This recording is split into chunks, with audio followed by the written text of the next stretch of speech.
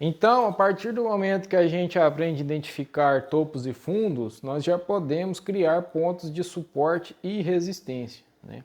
O que são suporte e resistência? É a região do gráfico onde o preço está mais disputado. O suporte é a região de queda, né? Onde o preço acaba podendo manter a direção ou formar o fundo. E a resistência é a região onde os preços estão em alta, né? Podendo manter a direção ou formar posteriormente um novo topo. Vamos entender isso melhor nas figuras, né? Em ambos a gente tem duas possibilidades, né? A gente tem uma possibilidade de rompimento, quando o mercado rompe uma região disputada e mantém a direção do preço, né? Ou a gente tem uma reversão, quando o mercado respeita a região de disputa, alternando a direção do preço, né? Então, através daí a gente começa a identificar o comportamento daquele ativo. E aqui na figura fica mais claro da gente entender isso, né?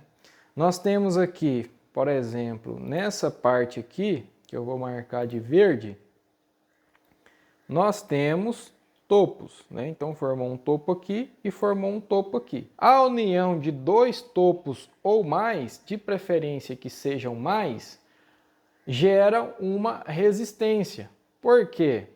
Porque vai chegar um ponto que ele vai sempre manter essa área aqui e dificilmente vai rompê-la, né?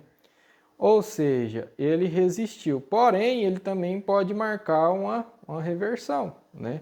Veja que aqui tem topos também, né? Um topo, dois topos, três topos. Marcou uma outra resistência. Porém, aqui rompeu.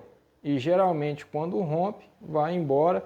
E aí essa resistência, veja aqui que isso é importante. Essa resistência que foi rompida virou agora um suporte. Por quê? Porque ele marcou aqui agora dois fundos, né? E aí segue a movimentação do ativo, né? Fez resistência, rompeu, virou suporte, né?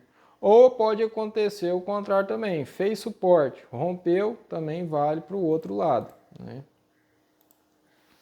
Então, os níveis de suporte e resistências, né, podem ocorrer as reversões e servem como barreiras psicológicas, né, decorrendo uma maior concentração de ordens, né? Então, quando os traders profissionais, né, a partir do momento que você começa a identificar isso no mercado, você vai ver que a gente tem a formação dessas resistências e geralmente o gráfico costuma respeitar esses pontos, né? A partir do momento que há um rompimento, aí a movimentação desse ativo começa a ficar mais interessante, né? E após superados, passam a agir com influência oposta, né? Se gera muita compra, você está gerando uma resistência. E se gera muita venda, você está gerando um suporte, né? E então ele vale para os dois lados. Então aqui mais um exemplo, né? Olhando aqui num gráfico mais realista, né? Um gráfico aqui de candles. Então a gente vem aqui no gráfico, marca aqui os pontos de topo, né? Tem aqui um topo, dois topos, né? Um terceiro topo aqui, gerando uma resistência. E temos aqui fundos aqui também, formando um suporte. Então veja que aqui nesse caso, o que aconteceu? Né, o ativo se movimentou, né, fez aqui um topo, caiu um pouquinho, fez outro topo, caiu um pouquinho, fez outro topo, gerou uma resistência, né? Ou seja, desse ponto aqui ele dificilmente irá ultrapassar. Porém, o ativo caiu, né, não formou outro topo. Veja que é muito importante isso aqui, né?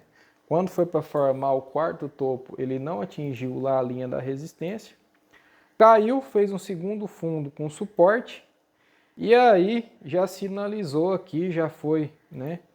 Para um bom entendedor, meia palavra basta. Então você já viu que aqui nesse ponto aqui gerou um suporte aqui, não atingiu a resistência no total, já foi um indicativo do preço disparar.